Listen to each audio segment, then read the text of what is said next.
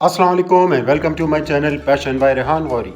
Viewers, आज मैं आपको एक वन डे एजुकेशनल टूर पर लेकर चल रहा हूँ जिसका इंतज़ाम department of culture and tourism, government of Sindh और यूथ पार्लियामेंट के ताउन से किया गया।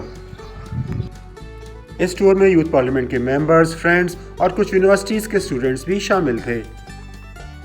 ये टूर हमारा सैटरडे मॉर्निंग सुबह 8:30 बजे शुरू हुआ और हम नेशनल हाईवे पर चलते हुए अपने पहले डेस्टिनेशन चौकंडी तकरीबन सुबह 9:30 बजे पहुंचे।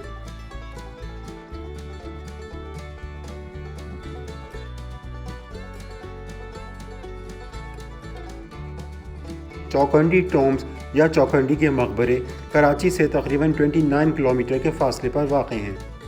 ये एक इब्तिदाई इस्लामी कब्रिस्तान है।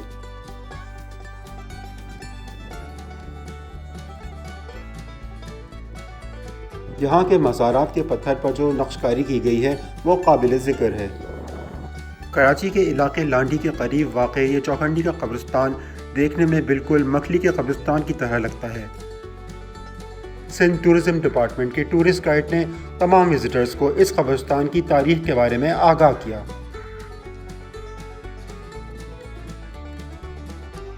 इस कब्रिस्तान की तारीख़ पर अगर नज़र दौड़ाएं तो ये तकरीबन 600 साल पुराना है। बड़े मज़ारात वाली क़ब्रें उस दौर के अशराफिया की हैं, जबकि दूसरी क़ब्रों में भी हैसियत के हिसाब से दर्जा बंदी की गई है।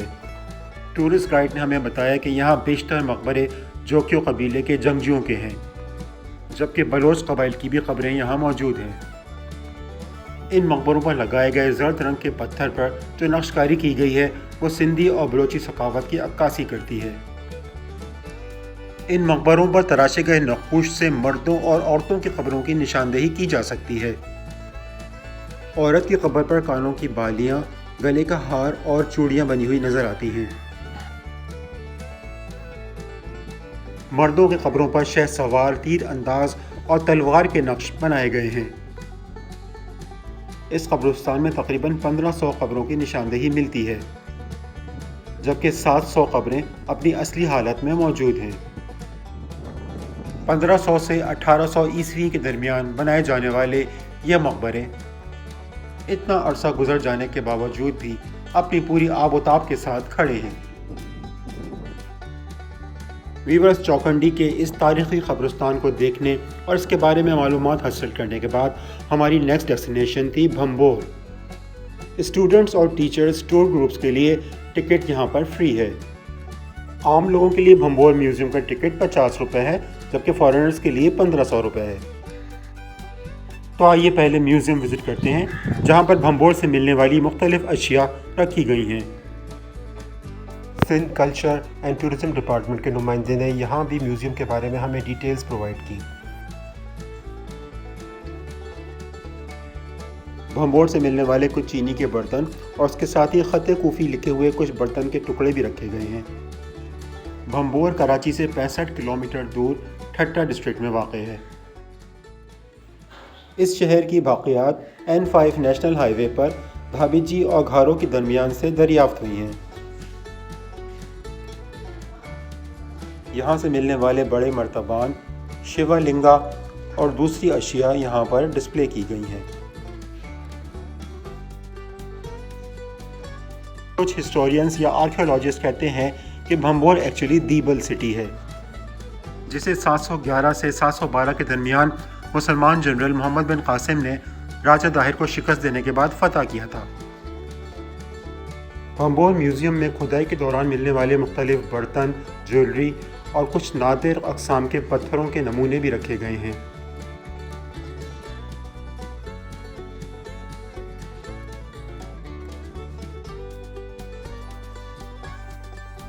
म्यूज़ियम के अहाते में एक काफ़ी साल पुराना बरगद का दरख्त भी मौजूद है, जो कि देखने से ताल्लुक़ रखता है।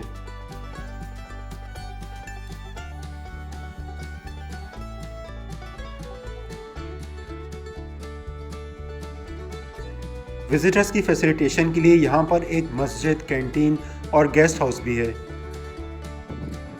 भंबोर एक्सकेवेशन साइट की तरफ जाएं तो पहले ये एक नेचुरल लेक नज़र आती है। ये शहर की आउटर सिटी वॉल है। ٹورسٹ گائیڈ نے ہمیں سب سے پہلے اس جگہ کی نشاندہی کی جہاں پر ایشیا کی سب سے پہلی مسجد بنائی گئی تھی۔ سندھ فتح ہونے کے تقریباً 16 سال بعد یعنی 727 AD میں یہ مسجد تعمیر کی گئی تھی۔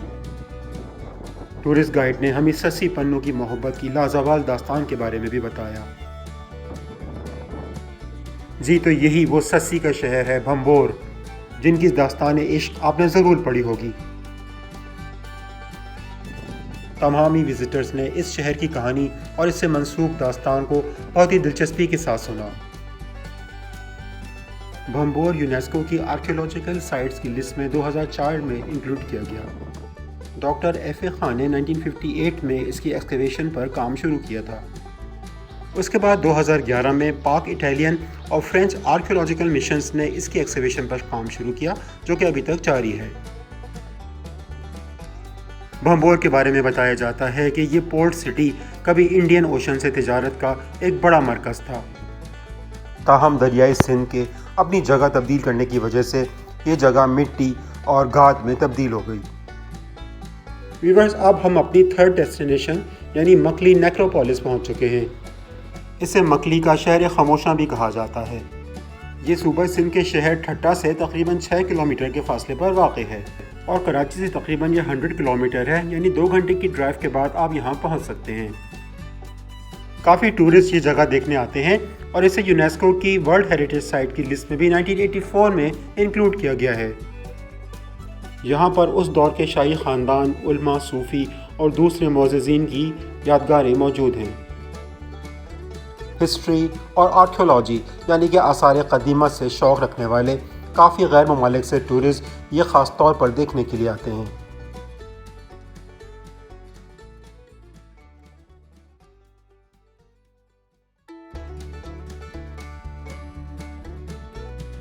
ان مقبروں پر جہاں فلورل پیٹرنز بھی بنے ہوئے نظر آئے تو وہیں اسلامک کیلیگرافی اور کاسمولوجی سے متاثر ہو کر ڈیزائنز بھی بنائے گئے، اور یہ سب دیکھ کر بہت حیرت ہوئی کہ اس زمانے کے کاریگروں کو اسٹڈی آف یونیورس یعنی کاسمولوجی اور کیلیگرافی کے بارے میں بھی نالج تھی۔ مکلی کی یہ آثار قدیمہ ہمارا قومی ورثہ ہیں، جنہیں دیکھنے کے لیے نہ صرف پاکستان بلکہ دنیا بھر سے لوگ آتے ہیں۔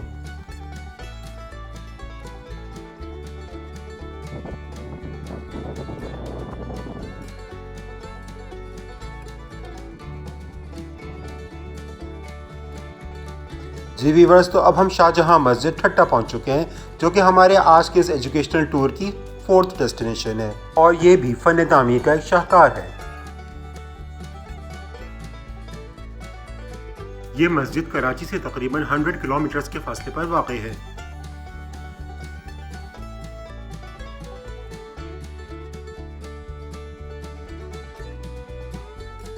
یہ مسجد مغل بادشاہ شاہجہاں کے دور میں سندھ کے لوگوں کی مہمان نوازی کے سلسلے میں ان کو تحفے کے طور پر تعمیر کی گئی تھی۔ یہ مسجد فن تعمیر کا ایک شاہکار ہے۔ اس کی بنیاد 1644 میں رکھی گئی تھی۔ اس کی تعمیر میں سرخ اینٹوں اور نیلے رنگ کے پتھر کا استعمال کیا گیا ہے، جن کی وجہ سے یہ بہت ہی خوبصورت نظر آتی ہے، اور یہ اس طرح ڈیزائن کی گئی ہے کہ مسجد کے ایک سرے سے اذان کی آواز کو دوسرے سرے پر بغیر کسی لاؤڈ اسپیکر کے سنا جا سکتا ہے۔ شاہجہاں مسجد کو مزید دیکھ بھال کی ضرورت ہے۔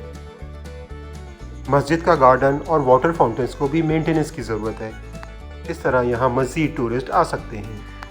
جی ویورز، تو اب ہم سندھ کے اس 1 ڈے ایجوکیشنل ٹور کی لاسٹ ڈیسٹینیشن کینجھڑ لیک پہنچ چکے ہیں۔ یہاں پر اسٹے کے لیے خوبصورت ریزورٹس بنائے گئے ہیں اور اس کے ساتھ ہی ایک خوبصورت گارڈن بھی موجود ہے۔ لنچ ٹائم ہو چکا تھا اور ہمارے لیے گرما گرم بریانی کا انتظام کیا گیا تھا۔ لنچ کے بعد پھر تمام گروپ ممبرز نے بوٹ رائڈنگ خوب دل بھر کر انجوائے کی۔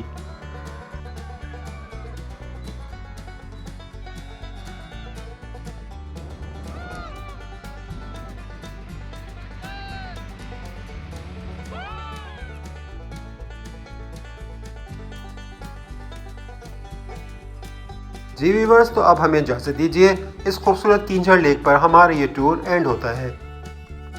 میرا channel passion by Rehan Ghori like اور سبسکرائب ضرور کیجیے گا۔ اپنا بہت خیال رکھیے گا۔ اللہ نگہبان۔